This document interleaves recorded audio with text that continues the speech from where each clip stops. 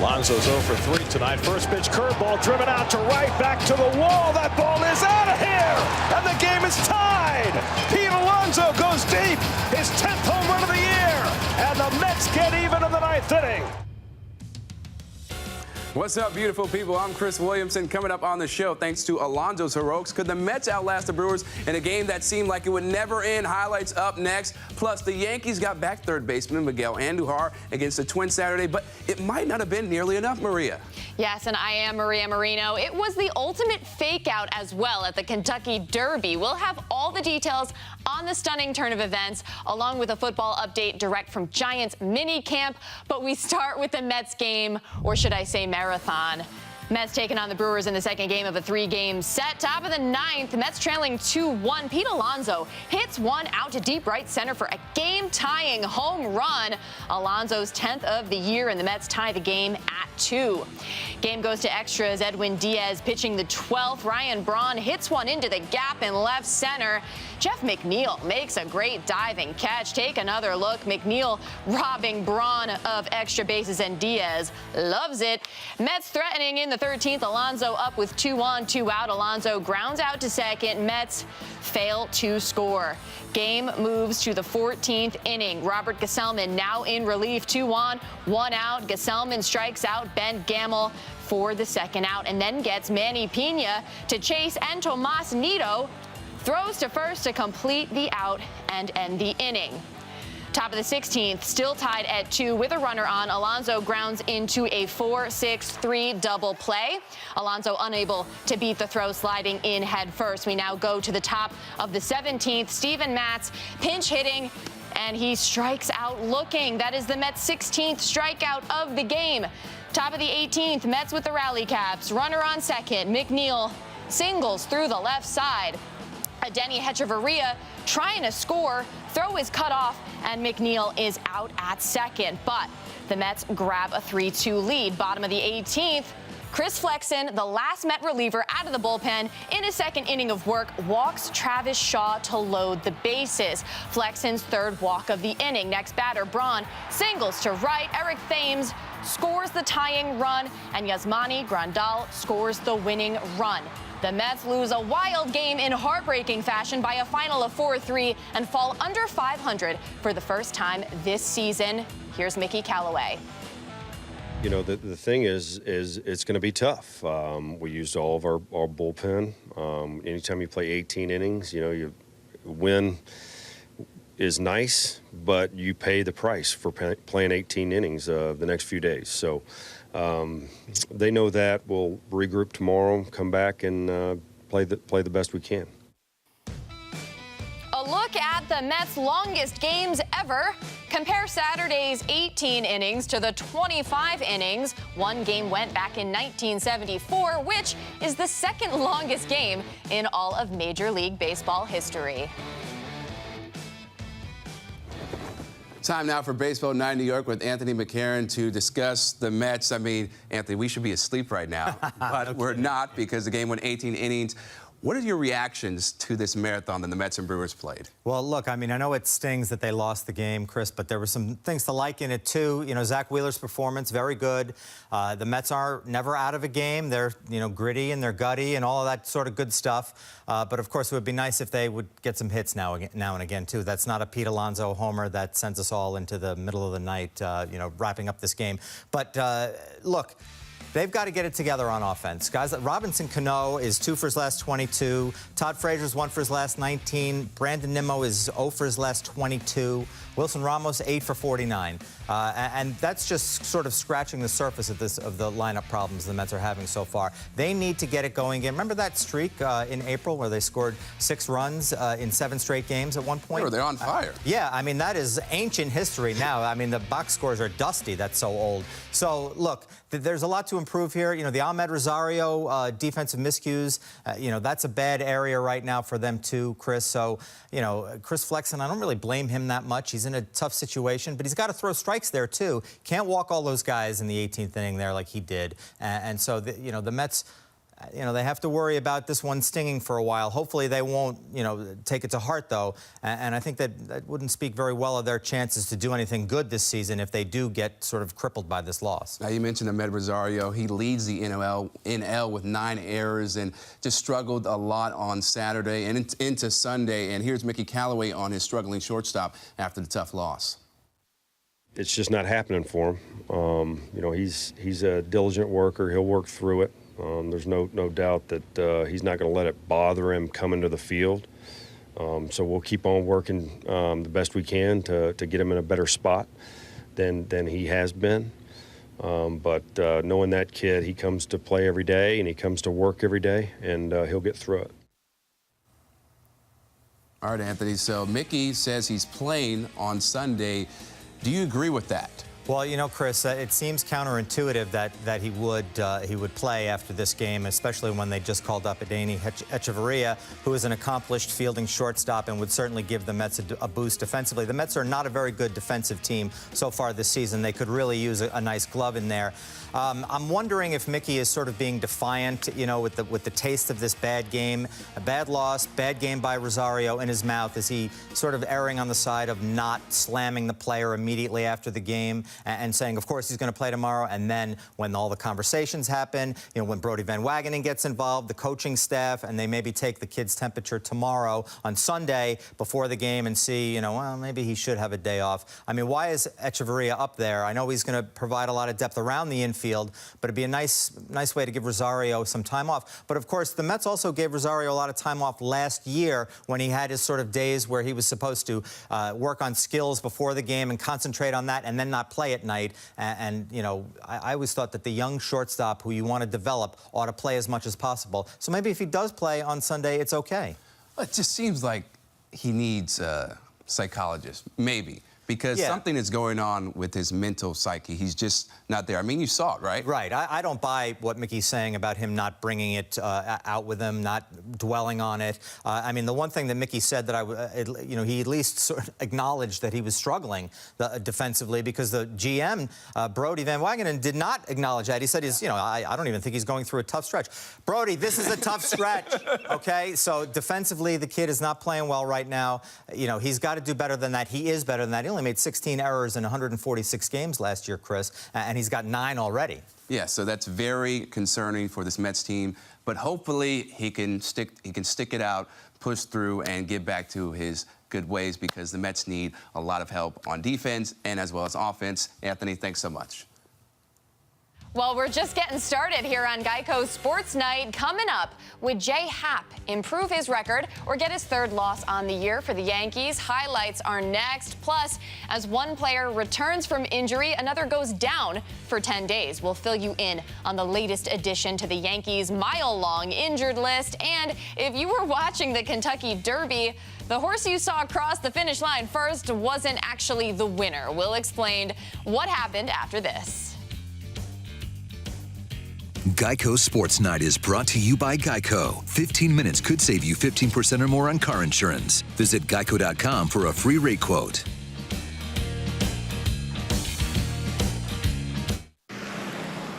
So you're open all day, every day? That's what 24/7 means, sugar. Kind of like how you get 24/7 access to licensed agents with Geico. Yeah, you just go online, give them a call anytime. You don't say. Yep. Now, what will it take to get 24/7 access to that lemon meringue pie? Pie's coming! That's what it takes, baby. Geico. Great service from licensed agents 24/7. Look, cleaning the outside of your windows is a real chore. And who wants to climb a dangerous ladder just to get to the 2nd floor? Not anymore. Hi, I'm John Florell, the Fuller Brush Man. And this is Full Crystal from the Fuller Brush Company. The fastest, easiest way to clean all of your windows in minutes, not days. Just add the cleaning crystals, attach it to any garden hose, and away you go. The secret is in the Fuller cleaning crystals that dissolve dust, dirt, pollen, and grime in no time. And here's the best part. You don't have to remove your screens because Full Crystal cleans them too. Watch what I'm gonna do. This screen may look clean, but look how Full Crystal blasts away the dust, pollen, dirt, and grime while it cleans your window at the same time. And that'll save you a ton of time. Look, even with the ladder, you couldn't reach that window. But with the Full Crystal Power Sprayer, you can clean windows up to 27 feet high. Simply aim, spray, and walk away, leaving your windows spot-free, streak-free, and with both feet securely on the ground. For a clean so clear, your windows will virtually disappear. Plus, it's completely safe for all of your plants, lawns, shrubs, and flowers. Call or go online now to order the complete Full Crystal system with enough cleaning crystals for up to 20 windows for the factory direct price of just $19.99. But order right now and we'll double the cleaning crystals. Enough for up to 40 windows, just pay a separate fee. Fuller cleaning crystals are made in the USA. And remember, it's from the Fuller Brush Company, so your satisfaction is 100% guaranteed. Call or go online to buyfullcrystal.com. That's buyfullcrystal.com. And ask about Full Exterior to easily clean dirt and grime from all around the exterior of your house in no time. Order now. Today, Robinson Cano leads the Mets into Brew City for an early rematch against the Brew Crew as they look to earn a road W against Christian Yelich and company at Miller Park. And the ball game is over. Coverage begins with City pregame today at 1:30, only on SNY. Twins at Yankees. Top third, no score. J-Happ pitching with one on. Mitch Garver hits it deep to right. 2-run home run, 2-0 Twins. Top of the fourth. Same score, 2 on, 2 outs. Jonathan Scope with the fly to right. Cameron Maybin, check this out, at the wall. He makes the leaping catch.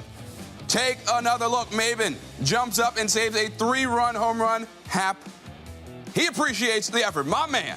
Top six. Yankees trailing 3-0. C.J. Cron takes the Happ pitch to left center.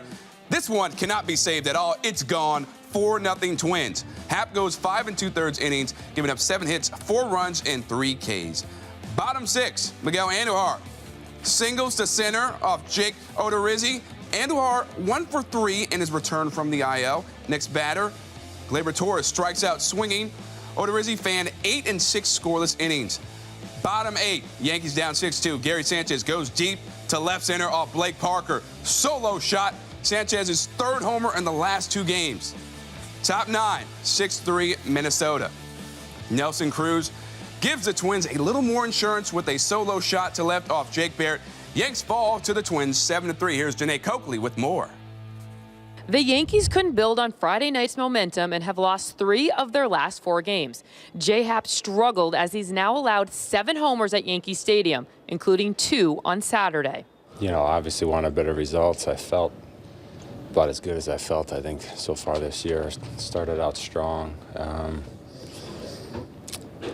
you know, and missed a couple times, and they made me pay, and I felt like I made some pitches and still got some base hits. So overall, I actually feel like I made a lot of good pitches, but you know, you kind of got to live with it and try to move on. Just a couple things didn't quite go his way. You know, Maybin with a huge catch to kind of preserve it a little bit. But overall, I thought he threw the ball okay. But, you know, a couple things that didn't really go his way. Couldn't quite get him through the 6th there. And despite Miguel Andujar's return to the field after 34 days, another Yankee replaces him on the injured list. Starting pitcher James Paxton was placed on the 10-day injured list with knee inflammation. I think it's pretty on par to what I thought it was going to be. You know, I was hoping it wasn't anything worse, and it wasn't. You know, this should be able to be fixed pretty quickly. It's just some inflammation.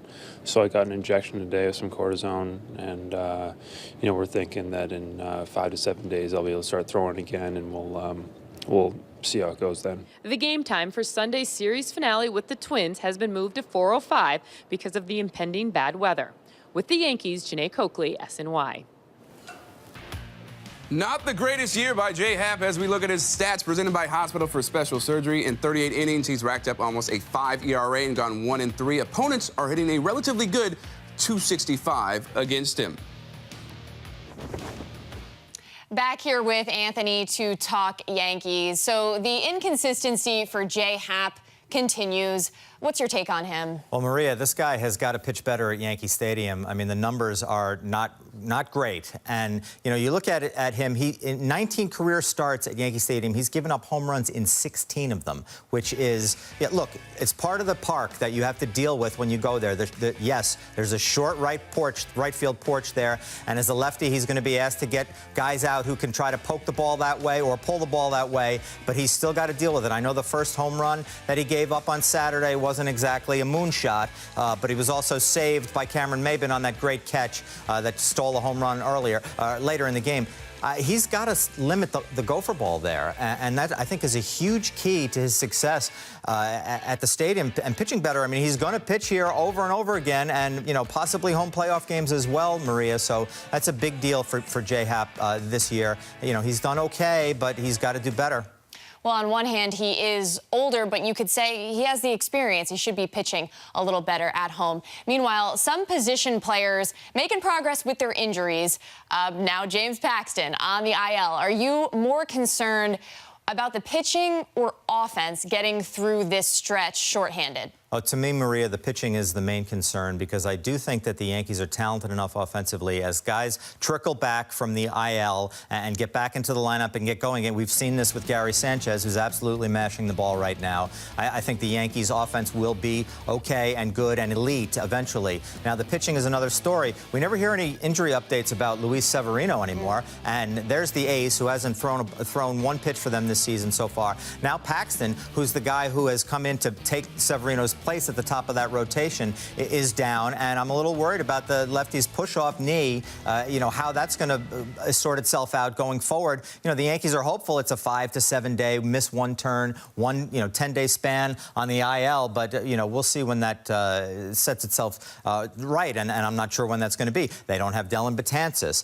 There's other pitching injuries and issues all the way down the line. They've got some good work from some guys in the back end of the bullpen, from the likes of Tommy Kahnle and that sort of thing. But overall, Maria, I think the pitching is the big concern just because, you know, Tanaka hasn't been right in some of his starts. And that's the thing that we worried about at the beginning of the season. And they've done nothing to sort of, except for a streak by Paxton and Happ, they've done nothing to kind of sweep those away for me. Scary stuff for the pitching staff, but offensively, Miguel Andujar makes his return. So do the defensive demons for him. Do you think he'll figure things out on that end? That is a great question, and I think that's something that the Yankees are thinking about on a daily basis with this guy at third base, Maria, because, look, his first game back from the IL, I mean, they were anticipating this guy, this bat coming back to the lineup so badly, and then he does nothing to dispel the talk and the chatter about his defensive shortcomings. Now, he's a worker. He's worked very, very hard to be better at third base, and I've had scouts tell me that they think that he's adequate already at that position. He doesn't look like it in these highlights, obviously, because these are bad plays,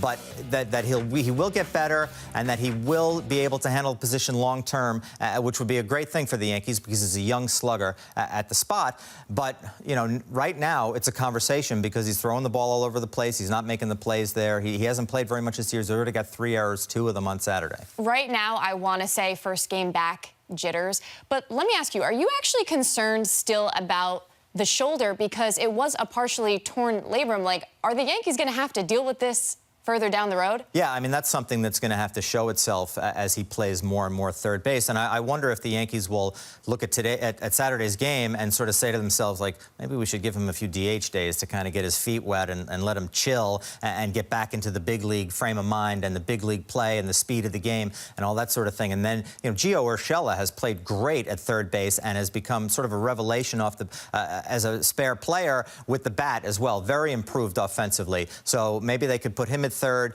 use Andujar as the DH for a little bit, and let him get settled. That'd be nice. Yeah. Anthony McCarron, thanks so much. All right, we saw Daniel Jones say all the right things at his first day of Giants rookie minicamp, but now it's all about what he does on the field for the team. We'll have a report on Jones from day 2 of minicamp when we return.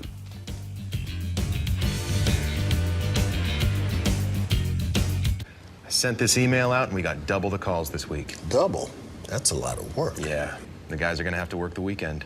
You guys are dead to me. Guess my sci-fi convention can wait, right? Constant Contact email marketing. Powerful stuff. Were you hurt at work? Get the workers' compensation payments you deserve. Did you suffer hearing loss at work? Or do you have a third-party injury claim?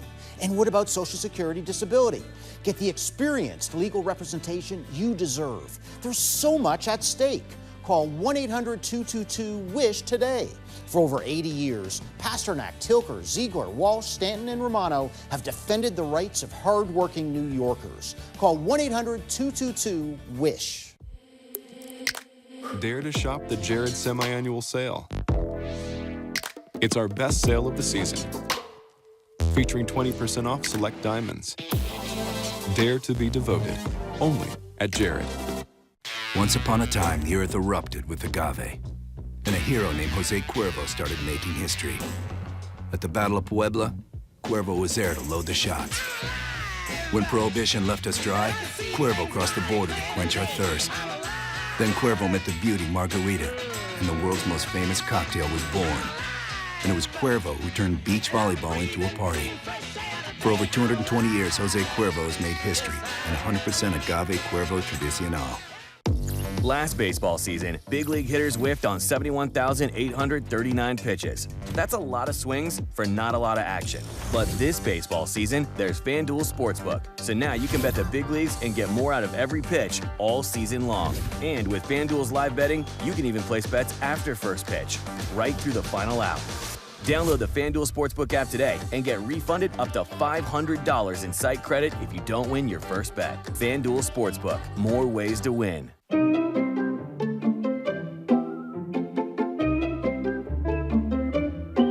Bring mom to Citi Field on Sunday, May 12th, and all moms will receive an Infinity Scarf. Get tickets at Mets.com/tickets. A team? We're a team, and I'm out here by myself, hot day in the field. I come into this. We were just about coming in. Steve, I expected it from you, but you? Constant Contact email marketing. Powerful stuff. Hey parents, your child could join Gary, Keith, and Ron in the booth to call half an inning of a Mets game on SNY. Just go to SNY.TV/Kidcaster to submit your child's video entry to compete to win the 2019 SNY Kidcaster Contest, presented by RPM Raceway. All things New York sports, all on one site, with easy access to up-to-the-minute news on all of your favorite New York area teams, only on SNY.TV. Saturday was day 2 of the Giants rookie mini camp, where all eyes have been on first-round pick quarterback Daniel Jones. While taking the Duke product so high was a decision that sparked criticism, he's showing some positive signs on the field early on. For more on that, here's Pat Leonard.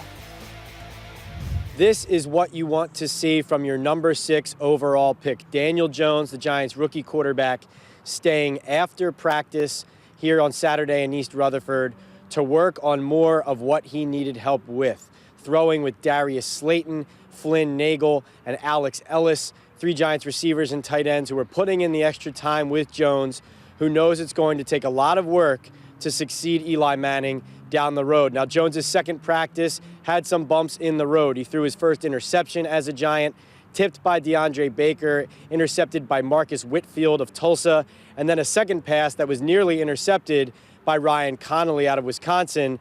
But Jones bounced back, completed a lot of balls, and Pat Shurmur said he likes that Jones shows he can be a perfectionist. Jones told me that being coachable means not making the same mistake twice. Seeing and hearing the right things from the Giants' 6th overall pick, Daniel Jones. With the Giants in East Rutherford, Pat Leonard, SNY. Stay in your lane, people. That's what we learned from the 145th Kentucky Derby. Since 1875, there have been 144 races full of excitement, but never did we witness a DQ by the horse who finished first. That changed on Saturday for the Derby in Churchill Downs. Let's get to the Derby, baby. It was a soggy day for the big race at Churchill Downs, but the jockeys in it prepared for the mess. The horses are ready and they're off. From the beginning, Maximum Security, a favorite to win it, is out in front and now in the final turn. Then steps in front of War of Will to keep the lead as the final stretch approaches. Maximum Security, ridden by jockey Luis Saez, is unstoppable. And he will cross the finish line to stay undefeated and win the Kentucky Derby. Or so they think. Now, Flavien Prat, jockey of the second-place horse, Country House, claims there is a foul. The stewards review the race, take another look. The objection came in the final turn when Maximum Security in front stepped out from the rail and almost clipped War of Will, which also has a jockey in pink silks. While it appeared to be minor, Maximum Security did interfere in the path of multiple horses, so after almost 20 minutes of review, people, a decision is determined. Maximum Security is disqualified, and Country House at 65-1 odds wins the Kentucky Derby, marking the first time in the history of the race that horse who finished first was disqualified. If what happened to us was the only thing they were looking at, I don't think you would have seen a disqualification. But it was mainly the other two horses that got bothered the worst. And they lost all chance, and those two horses lost their opportunity to win or place in the Kentucky Derby. Still to come on Geico Sports Night. The NBA draft lottery hasn't even happened yet, but there's widespread belief in the Knicks' chances to contend for a title 1 year from now. We'll explain next. Geico Sports Night is brought to you by Geico. 15 minutes could save you 15% or more on car insurance. Visit geico.com for a free rate quote.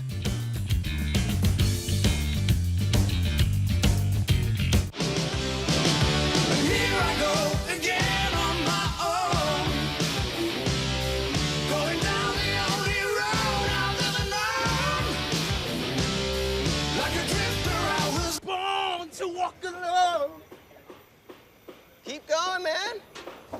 You got it. If you ride, you get it. Geico Motorcycle. 15 minutes could save you 15% or more. Ready to feel the freedom you get riding a Harley-Davidson? With payments as low as $129 a month, owning a Harley-Davidson is easier and more affordable than ever. Schedule your test ride at your local Harley-Davidson dealer. Finance offer subject to credit approval.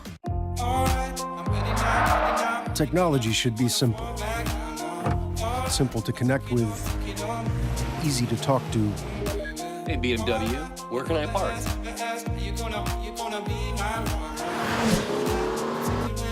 And a joy to drive.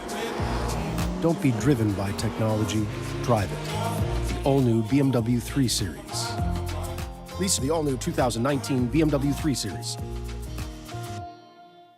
Spring is on, so it's time to get started. But first things first, call True Green for a healthy lawn, guaranteed.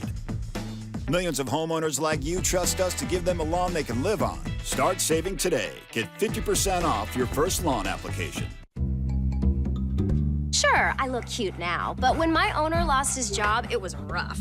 I was living on the street, and one night, me and this Cocker Spaniel got into it so bad, I wound up looking like an ice cream cone. I cried a little bit, but thankfully I got rescued, so I'm running, I'm jumping, all back to my old self. And I'm ready to give unconditional love, even if you put a lampshade on my head.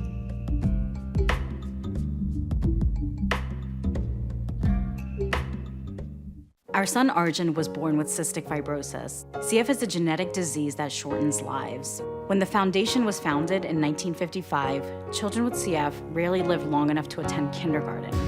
Today, thanks to the Foundation's groundbreaking research, advocacy, and care, some people with CF are attending college, getting married, and starting families. We've made amazing progress, but until a cure is found for all people with CF, we will not stop. Help us add tomorrows. Visit cff.org today. Geico Sports Night on SNY. Hello and welcome to Geico Sports Night. Your nightly source for all things New York sports. We begin with the Jets. Highlights of the Knicks and Clippers. Another bad day in the Bronx. Unseen at every sports event in town. At Yankee Stadium. With the Giants. From Madison Square Garden. With the Jets. With the Mets. With continuous updates on the latest New York sports news. More on Dave Gettleman and the Giants. Geico Sports Night. All night, every night, starting at 11 p.m. Only at SNY. Get your New York sports here.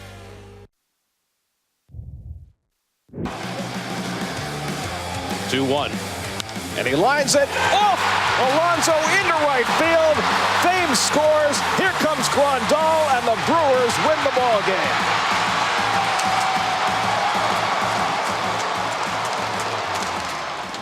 After a tough loss, the Mets are back in action later on Sunday afternoon. Now, one Giants note before we go. The Giants officially are done with the Odell Beckham Jr. era. They wasted no time giving rookie wideout Reggie White Jr. jersey number 13, Odell's old number. And when it comes to the Knicks, Las Vegas apparently expects a big summer with the draft and free agency. The team opening with 16-1 odds to win the 2020 NBA championship. This after being one of the league's worst this year. For Chris Williamson, I'm Maria Marino. Thanks for hanging out. Have a great Sunday.